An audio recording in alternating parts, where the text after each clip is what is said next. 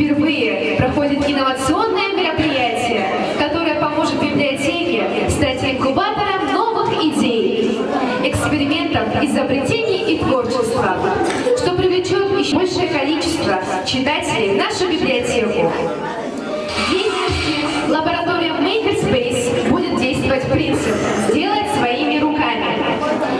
Все, кто желают, могут поэкспериментировать, придумать что-то свое новое, индивидуальное, не похожее на других.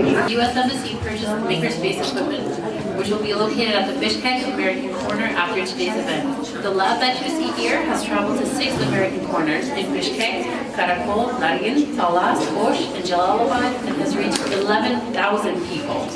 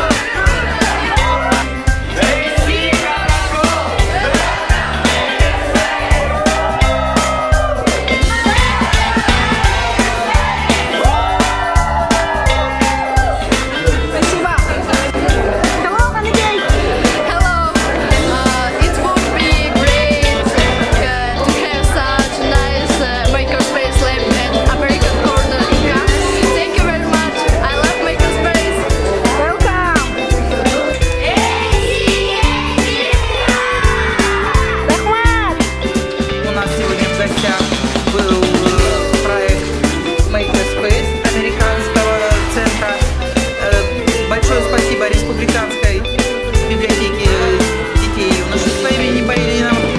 Деток было очень много, детям очень понравилось, это все необычно. 3D принтер, 3D ручки, дети были в восторге.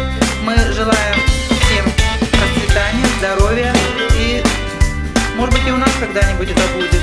Обязательно. Спасибо большое. Спасибо.